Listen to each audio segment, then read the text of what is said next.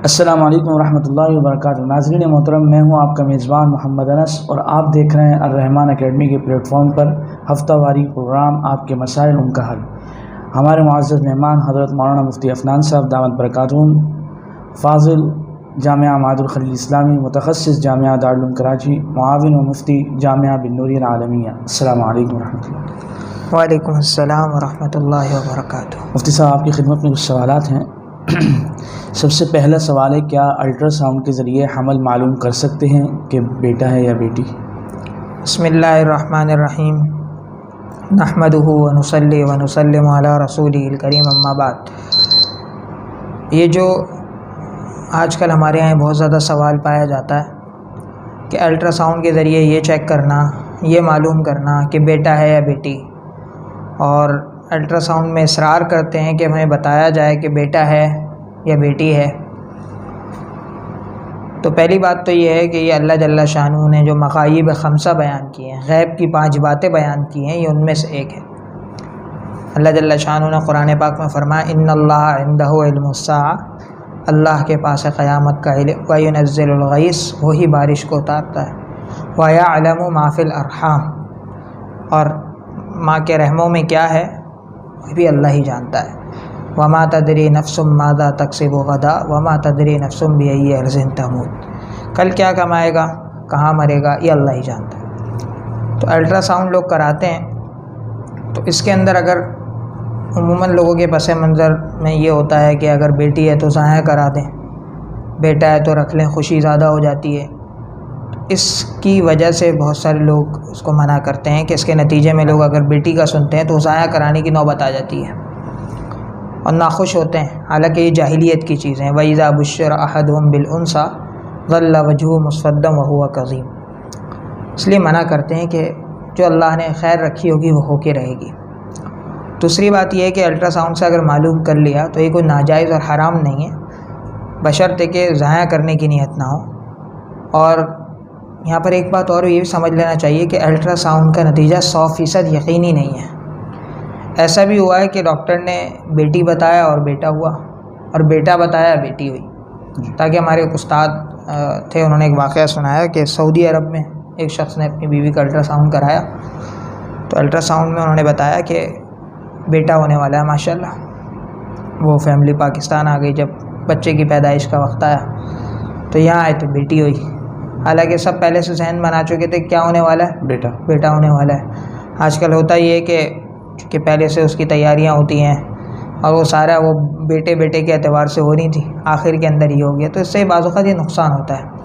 इसलिए इस मामले को अल्लाह पे छोड़ दिया जाए और जो है अल्लाह ताला ने जो बेहतर रखा होगा, क्योंकि अल्लाह जानता है, फ़मिनहुम शक़िय्युन व सईद, तो अल्लाह पे छोड़ दिया जाए और तवक्कुल किया जाए।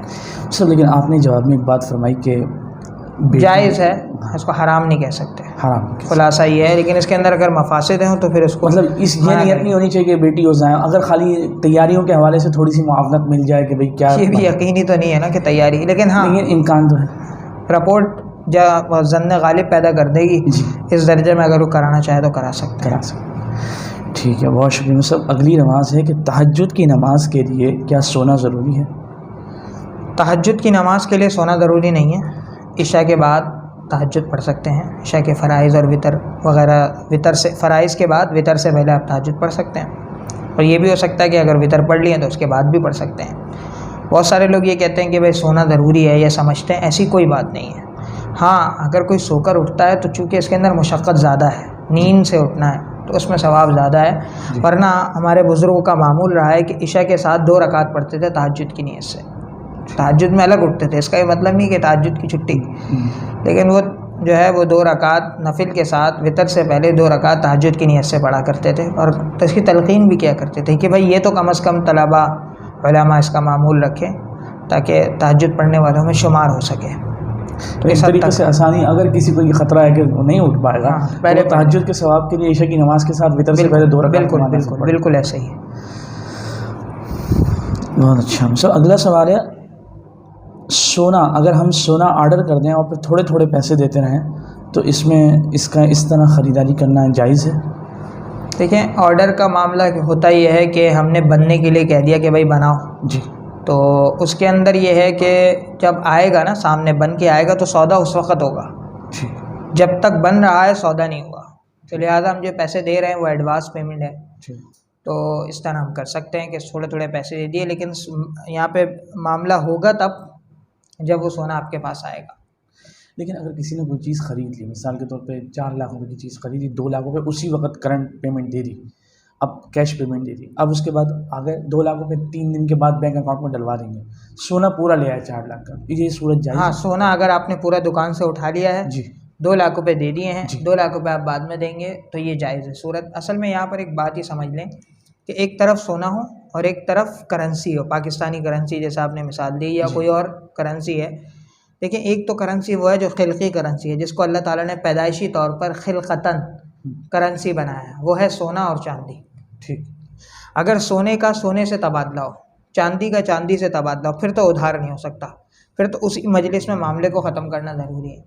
लेकिन अगर कागज़ी करेंसी है जो आजकल राइजुल वक्त करेंसी है, ये इसके एवज़ अगर आप सोना ख़रीद रहे हैं तो इसके अंदर उलमा की 2 राय हैं।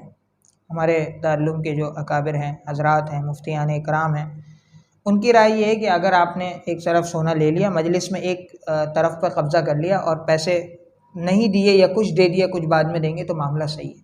लेकिन हमारे न्यू टाउन के जो हज़रात हैं, मुफ्तियान इकराम हैं, वही कहते हैं कि नहीं, इसमें आप पूरे पूरे जब तक पैसे नहीं देंगे तो ये भी बहसरफ़ है और मामला सही नहीं होगा। जबकि हमारे दारुल के हज़रात इसमें गुंजाइश देते हैं और आम तौर पर गुंजाइश की राय में आसानी है, तो उस पर चल सकते हैं। सब अगला सवाल है, अगर हम बच्चों के लिए सोना बना लें तो क्या उस पर भी ज़कात होगी? बच्चों की कुछ रकम जमा हुई है, उससे सोना ख़रीद लिया, तो उस पर ज़कात है? देखिए, आपने 2 बातें यहाँ मिक्स कर दी। अगर बच्चों की रकम से, बच्चों की जमाशुदा रकम से सोना बनाएंगे तो वो रकम बच्चों की थी, उससे जब सोना बनाएंगे तो वो भी बच्चों का ही होगा, है ही नहीं वालिदैन का, तो वो तो बच्चों का है, उस पर ज़कात नहीं है। और जब बच्चे बड़े होंगे, बाले होंगे, तो फिर वो ज़कात का हिसाब किताब वहाँ से शुरू होगा। लेकिन अगर दूसरा मसला ये होता है, वालिदैन का अपना सोना है या वालिदैन अपने पैसे से सोना बना रहे हैं, तो अगर उन्होंने बच्चे को देने के लिए गिफ्ट कर दिया है, भले कब्ज़ा नहीं दिया, छोटे बच्चे हैं, तो फिर वो बच्चों का हो गया। नियत कर ली तो हदिया कर दिया, कब्ज़ा अगरचे नहीं दिया तो बच्चों का हो गया। लेकिन अगर सिर्फ नियत से रखा हुआ है, दिया नहीं है, तो फिर ऐसी सूरत सोचा हुआ है कि शादी पे देंगे, ये मेरे फ़लाँ बच्चे का है, मैं बाद में दूंगी, सिर्फ नियत करके अलग कर लिया, तो चूँकि वो फिर बनाने वाले की मिल्कियत में है, अब चाहे वालिद हो या वालदा हो, तो उसी पर उन पर ज़कात आएगी। ठीक है। अगला सवाल में सर कि क्या क़ज़ा नमाज बैठ कर पढ़ सकते हैं?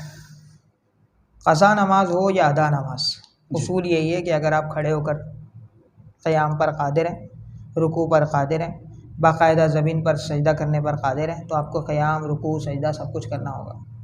लेकिन अगर आप सजदे पर क़ादिर नहीं हैं लेकिन खड़े हो सकते हैं, तो बेहतर है कि खड़े होकर पढ़ें, वरना बैठ कर पढ़ना चाहे तो ज़मीन पर बैठ के भी पढ़ सकते हैं। लेकिन अगर आप सजदे पर क़ादिर हैं तो फिर बाकायदा ज़मीन पर पेशानी टिकाकर सजदा करना ज़रूरी है, वरना नमाज नहीं होगी। सर अगला सवाल है, क्या मस्जिद में एक जमात के बाद दूसरी जमात कराई जा सकती है? मस्जिद में जमात सानिया, असल में यहाँ पे 2 बातें अलग अलग हैं। एक है मस्जिद का हुक्म, और मस्जिद से मुराद भी एक होती है मस्जिद महल्ला और एक होती है राहगुज़र की मस्जिद। मस्जिद मोहल्ला उसे कहते हैं जहाँ का इमाम, मुअज्जिन, नमाजी मुतय्यर है जी। और पहली जो जमात है वो अहले महल्ला ने अदा की हो। तीसरी शर्त इसके अंदर ये है कि अज़ान और इक़ामत के साथ अदा की हो, और इसके बाद अगर कोई नमाज़ पढ़ाता है, दूसरी जमात कराता है, तो ये मकरूह तहरीमी है। और अगर राहगुज़र की मस्जिद लोग आते हैं, नमाज़ पढ़ते हैं, चले जाते हैं, नमाजी मुतय्यन नहीं है, इमाम और वो जैसे होता है पेट्रोल पंप की मस्जिद होती हैं, तो वहाँ पर हम करा सकते हैं। या मस्जिद से बाहर मुत्तसिल हिस्सा है, वो शरई मस्जिद के हुक्म में नहीं है, तो वहाँ भी दूसरी जमात हो सकती है, उसकी गुंजाइश, इजाज़त है। ठीक। एक सवाल किसी साथी ने किया है कि मुफ्ती साहब, मेरा सवाल है कि कुर्बानी का गोश्त कब तक इस्तेमाल कर सकते हैं?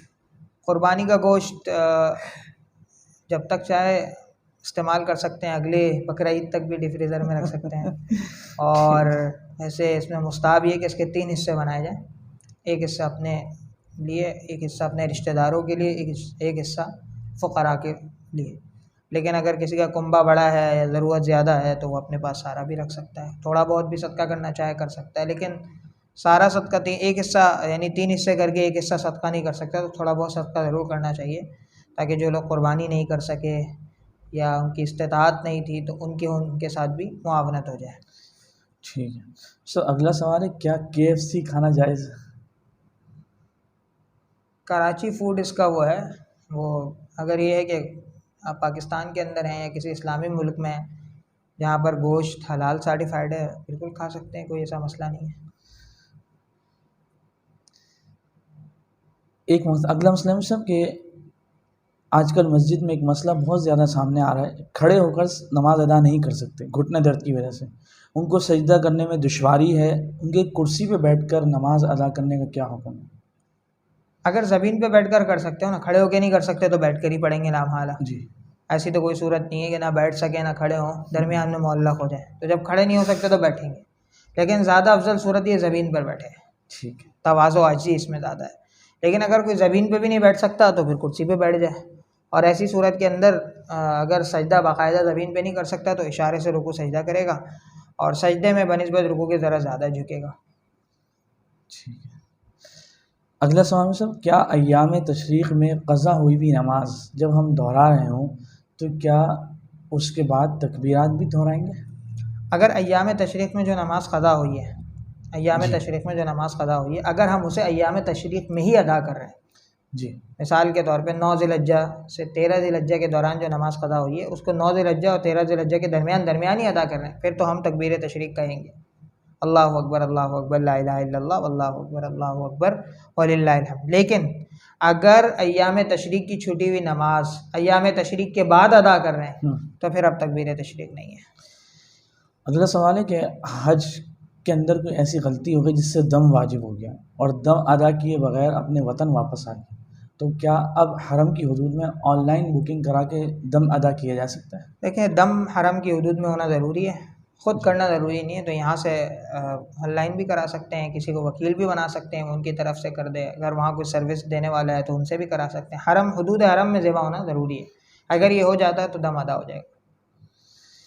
अगला सवाल है, कब्रिस्तान में जगह की किल्लत के बाइस अगर मरहूमा को शौहर की कब्र में दफना दिया जाए तो क्या ये ठीक है? असल में यहाँ पर ये सवाल तफसीली है, इसमें पहले ये देखना होता है कि कब्रिस्तान वक्फ़ है या कब्रिस्तान किसी का ममलूक है। अगर किसी की ख़ास मिल्कियत है कब्रिस्तान तो फिर मालिक से इजाज़त लो पहले, फिर मालिक से इजाज़त लेने के बाद फिर ये देखना है कि शौहर को दफनाए हुए कितनी देर हो गई, अंदर गल सड़ गया है, ख़त्म हो गया है तो ख़त्म, हड्डियाँ अगर निकलती हैं खुदाई के दौरान तो उसको एक तरफ करके आप दफना सकते हैं। और अगर वक्फ़ कब्रिस्तान है तो उसके अंदर भी यही बात है कि अगर ताज़ी कब्र है, अंदर मुर्दा सही सालिम है, फिर बिला ज़रूरत नहीं दफन कर सकते, और अगर जो है वो गल चुका है, हड्डियाँ हैं कुछ, तो उसको एक तरफ करके उसमें दफन कर सकते हैं। और अगर ऐसी मजबूरी है तो फिर यही है कि भाई उसमें तय बनाकर एक के ऊपर एक इस तरह दफन कर सकते हैं, लेकिन बीच में आड़ होना ज़रूरी है। यह आखिरी सूरत है कि एक कब्र में कई लोग दफन कर दें। ठीक। तो अगला सवाल है कि मुअज्जिन की इजाज़त के बग़ैर कोई और अज़ान दे दे या कोई और तकबीर के लिए खड़ा हो जाए तो इससे नमाज भी हो जाएगी, और या इस तरह एक सवाल और उससे इस तरह करना इसके शरीयत में क्या होगा? देखिए, जब मुअज्जिन मौजूद है तो अज़ान उसी के देने का हक़ है। हाँ, अलबत्ता उसकी इजाज़त से कोई और भी दे सकता है। इसी तरह जो अज़ान दे, मन अज़्ज़ना व युक़ीम, जो अज़ान दे वही क्या फ़हुव युक़ीम, वही इक़ामत दे। हाँ, अगर कोई मुअज्जिन की इजाज़त के बगैर कोई दूसरा आगे बढ़ के इक़ामत दे देता है तो ये मकरूह है, ऐसा नहीं करना चाहिए। बहरहाल नमाज तो हो जाएगी लेकिन ये अच्छा नहीं है, सही नहीं है, हदीस में मना है। उज़र की बाइस मिसाल के तौर पर कोई मस्जिद का उज़र है तो फिर ठीक है, या मुअज्जिन की इजाज़त से कोई दे रहा है तो ठीक है, वरना बिला ज़रूरत इस तरह नहीं करना चाहिए, अच्छी चीज़ नहीं है, मकरूह है। आखिरी सवाल में सब कि उम्रा या हज के एहराम के दौरान एक साहब लिखते हैं उनका नॉर्मल ज़िंदगी में ये अक्सर देखा गया कि वज़ू करते वक्त बाल टूट जाते हैं दाढ़ी के, तो उम्रा या हज के दौरान गालिब गुमानी है कि बाल ज़रूर टूटे। अब किसी वक्त का याद है कि एक टूटा, किसी वक्त दो टूटे, किसी वक्त तीन टूटे, तो अब इसका कोई जज़ा आ गई है, इसका कोई फ़िदिया अदा करना हो, इसके लिए क्या किस तरह देखिए, हिसाब अगर होगा? हाथ के लगने की वजह से या हमारे अमल की वजह से टूटे हैं तो जज़ा आएगी, अगर खुद ब खुद टूट गए तो फिर तो कोई जज़ा नहीं है। नहीं, वज़ू के दौरान हाथ हाँ, लगेंगे तो फिर ऐसी सूरत के अंदर 1 बाल 2 बाल 3 बाल तक टूटे हैं तो 1 मुट्ठी गंदुम सदका है, एक दफ़ा एक बाल टूटा तो एक मुट्ठी, 2 बाल टूटे तो 2 मुट्ठी, इस तरह। और तीसरी दफ़ा फिर तीसरा बाल टूट गया तो तीसरी मुट्ठी गंदम सदका, और अगर इससे ज़्यादा टूटते हैं तो फिर सदक़तुल फ़ितर। अब ऐसी सूरत के अंदर चूँकि याद तो रहता नहीं है कि पता नहीं कितनी दफ़ा हमने वज़ू किया, 5 दफ़ा तो कम अज़ कम किया होगा। बिल्कुल। तो जो अय्याम हज होते हैं बिलखुसूस 5 दिन हैं, तो उसके अंदर जो है ना वो आने के बाद सदका निकाल दे कुछ। उसके अंदर ये है कि अय्याम हज में पूरा वक्त तो उससे नहीं रहता, सिर्फ 8 ज़िलहज्जा को अगर एहराम बांधा है तो 9, 10 बस 10 की कुर्बानी हाँ, होकर फारिग हो जाता है। तो इस तरह 10-12 सदक़े निकाल देगा तो पाकिस्तानी एतबार से 2-250 रुपये सदक़तुल फ़ितर बनता है। तो निकाल दे इस तरह कोई, कितना बनेगा ऐसे 3-4 हज़ार रुपये, 5 हज़ार रुपये, अल्लाह ने 8-10 लाख के हज की तौफीक दी है तो 2-2.5 हज़ार रुपये निकाल दे, 5 हज़ार रुपये निकाल देगा तो इंशाल्लाह। वैसे ये कि अगर पूरा याद हो कि एक बाल गिरा है तो एक मुट्ठी गंदम सदका, 2 बाल गिरा है, इससे ज़्यादा गिरा है तो सदक़तुल फ़ितर, लेकिन चूँकि याद नहीं रहता, बाज़ औक़ात पता भी नहीं चलता, तो फिर ऐसी सूरत के अंदर एहतियातन सदका निकाल दे। अल्लाह ताला फिर ये कि माफ़ फरमाने वाला है। जज़ाकल्लाह साहब, आपने तमाम सवालात के जवाब दिए। नाज़रीन मोहतरम, इंशाअल्लाह आइंदा हफ्ते इसी प्रोग्राम में आपसे मुलाकात होगी। अस्सलामु अलैकुम व रहमतुल्लाहि व बरकातुहू।